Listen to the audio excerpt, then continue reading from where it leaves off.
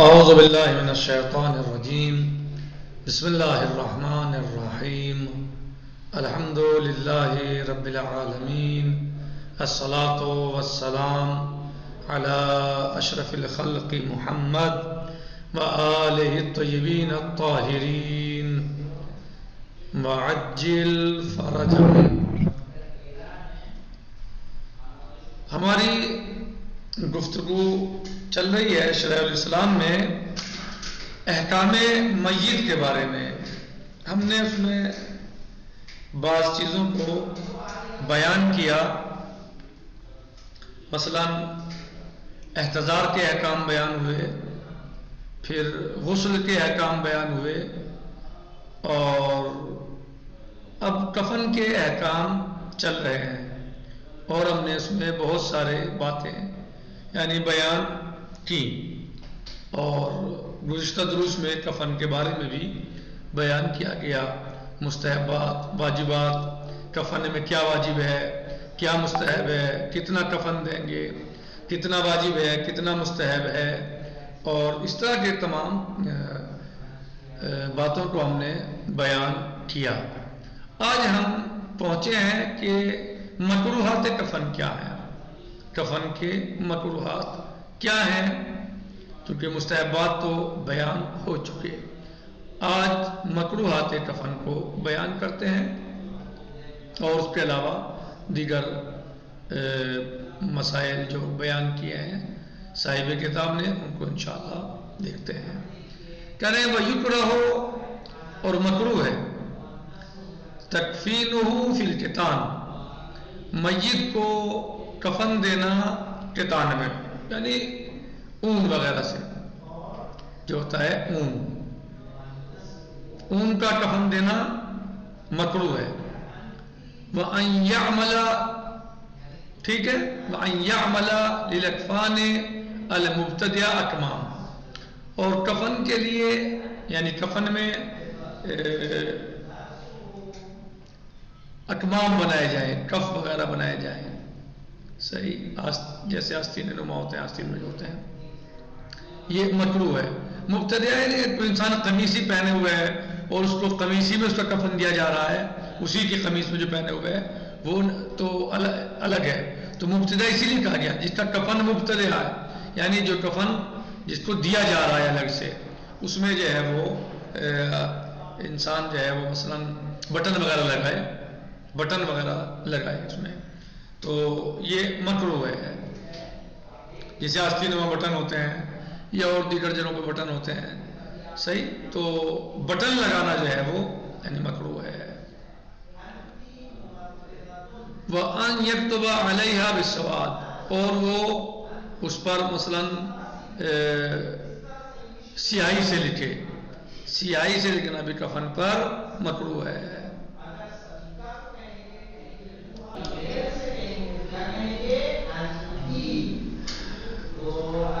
وَأَن يَكْتُبَ عَلَيْهَا بِالسَّوَادِ، اور سیاہی سے کفن پر لکھنا مکروہ ہے۔ وَأَن يَجْعَلَ فِي سَمْعِهِ أَوْ بَصَرِهِ شَيْءٌ مِنَ الْكَافُورِ، یا رکھنا اس کی آنکھوں پر یا کانوں پر، سمع کان، بصر آنکھیں، سمعہی اس کی آنکھوں میں، کانوں میں، اور بصرہی یا اس کی آنکھوں پر، شیء من الکافور، کافور میں سے کچھ رکھنا، یعنی میت کے آنکھ اور کان پر کافور رکھنا یہ مکروہ ہے۔ یہ مکروہات کفن ہیں کہ اس میں انسان جو ہے وہ اون سے کفن دے، اون کا کفن دے، یا اس میں کفن میں جو ہے مثلا بٹن لگائے یا آستینیں بنائے، کانچ کرے، یہ سب چیزیں ہوتی ہیں، سب چیزیں سب مکروہ ہے۔ وَأَن يَكْتُبَ عَلَيْهَا بِالسَّوَادِ، یا اس پر سیاہی سے لکھے، وَأَن يَجْعَلَ فِي سَمْعِهِ وَبَصَرِهِ شَيْءٌ مِنَ الْكَافُورِ، یا رکھے اس کے کانوں پر یا آنکھوں پر کافور۔ یہ مکروہات کفن تھے۔ اب آتے ہیں مسائل و ثلاث، تین مسئلے اس میں بیان کیے گئے ہیں۔ الاولا، المسألۃ الاولا، اذا خرج من المیت نجاست بعد تکفینہ، اگر میت کے جسم سے کوئی نجاست نکلے کفن پہنانے کے بعد، بعد تکفین نہیں، میت کو کفن دینے کے بعد ہی یعنی میت، اگر کوئی نجاست نکلے من المیت میت سے، بعد تکفین ہی، بعد تکفین المیت، میت کو کفن پہنانے کے بعد،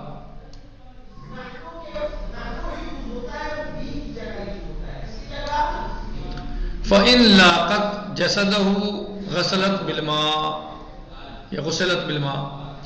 فَإِن لَاقَتْ جَسَدَهُ اگر یہ نجاست، لاقت یعنی نجاست، ان لاقت النجاسہ، ہاں صحیح، جسدہ جسد المیت،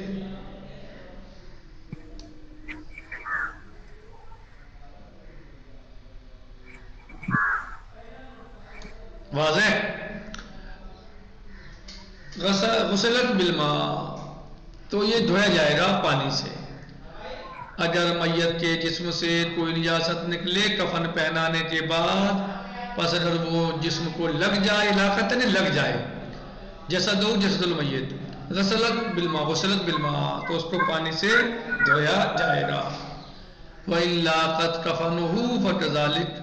اور اگر وہ کفن سے لگ جائے، کفن کو لگ جائے نجاست تو بھی اس کو جو ہے وہ پانی سے دھویا جائے گا، یہ مائک بند کر دیجئے، چاہے جسم کو لگے نجاست چاہے کفن کو لگے اسے پانی سے دھویا جائے گا، إِلَّا أَن يَكُونَ بَعْدَ طَرْحِهِ فِي الْقَبْرِ فَإِنَّهَا تُخْرَجُ سوائے اس کے کہ وہ نجاست لگے بعد طرحه طرح المیت، ہاں طرحی طرح المیت،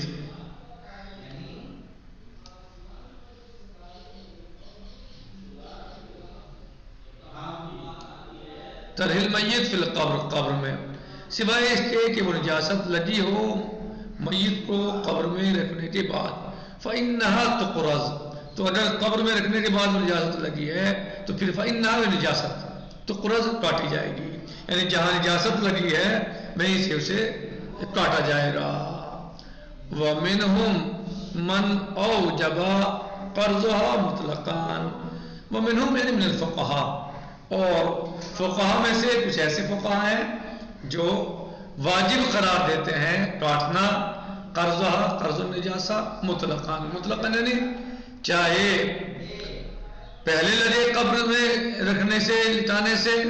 یا قبر میں لٹانے کے بعد لگے، یعنی قبر میں ایسا ہو جائے یا قبر میں لٹانے سے پہلے ہو تو وہ کفن وہاں سے کاٹا ہی جائے گا، والاول اولا اور اول اولا ہے، اول کیا ہے یعنی دھویا جائے گا اگر قبر سے پہلے ہے، اگر قبر سے پہلے ایسا ہے نجاست لگ گئی ہے تو دھویا جائے گا، اولا اول یعنی اگر نجاست لگ جائے اس کے جسم کو یا بدن کو، ہاں اگر کفن کو نجاست لگ جائے تو قبر میں رکھنے سے پہلے اسے دھویا جائے گا، اور اگر قبر میں رکھنے کے بعد ایسا ہوا ہے لٹانے کے بعد ایسا ہوا ہے تو پھر اسے یعنی جو کفن ہے اس کو کاٹا جائے گا، یہ اولا ہے۔ صاحب شرائع کیا کہتے ہیں کہ اگر اول اولا ہے، اول اولا ہے کیا مطلب یعنی اگر قبر میں لٹانے سے پہلے کفن نجس ہوا ہے تو دھویا جائے گا، اور قبر میں لٹانے کے بعد ہوا ہے تو پھر وہیں سے کاٹا جائے گا، صحیح۔ الثانیہ یعنی المسئلۃ الثانیہ کفن المرأۃ علی زوجہا، اب سوال یہ ہے کہ کون کس کو کفن دے گا، کس کے اوپر واجب ہے، واجب تو سب کے اوپر ہے، پوری امت مسلمہ کے اوپر واجب ہے، یعنی مالیات کے اعتبار سے، کہنے کفن المرأۃ علی زوجہا، عورت کا کفن یعنی بیوی کا کفن اس کے شوہر پر واجب ہے، کفن المرأۃ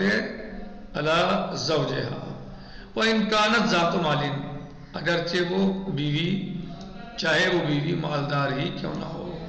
لیکن اس کے شوہر کے اوپر واجب ہے کفن دینا، لیکن لا یلزمہ زیادۃ علی الواجب، واجب کتنا ہے شوہر کے اوپر؟ جتنا کفن واجب ہے، جو مقدار کفن کی واجب ہے وہ واجب ہے، لیکن جو کفن غیر واجب ہے مستحب ہے وہ شوہر کے اوپر واجب نہیں ہے۔ وَيُؤْخَذُ کفن الرجل عن اصل ترکتہ، اور اب مرد کا کفن کہاں سے آئے گا؟ کہہ رہے ہیں کہ اس کے ترکے سے، اصل ترکہ سے لیا جائے گا۔ مرد کا کفن اس کے اصل ترکہ سے لیا جائے گا، یعنی جو اس نے مال چھوڑا ہے اس مال سے وہ کفن لیا جائے گا۔ مقدماً علی الدیون والوصایا، مقدم کرتے ہوئے دیون پر بھی اور وصایا پر بھی۔ دیون یعنی جو اس کے اوپر قرض وغیرہ ہے اور جو اس نے وصیت کی ہے، پہلے کفن کا اس سے انتظام ہوگا۔ فَإِن لَّمْ يَكُن لَّهُ كَفَنٌ دُفِنَ عُرْيَانًا، اور اگر کسی کے پاس کفن نہیں ہے، کفن نہیں دیا جا سکتا اسے، مثلا نہیں ہے امکانیات، نہیں فرض کریں تو پھر اسے عریان برہنہ ہی دفن کر دیا جائے گا۔ وَلَا يَجِبُ عَلَى الْمُسْلِمِينَ بَذْلُ الْكَفَنِ، اور واجب نہیں ہے مسلمانوں کے اوپر کفن کا خرچ کرنا کہ وہ کفن سے دیں، بل استحب ہو، بلکہ مستحب ہے، اگر کوئی ایسا ہو جائے تو اسے کفن دیا جائے، مستحب ہے۔ وَكَذَا مَا يَحْتَاجُ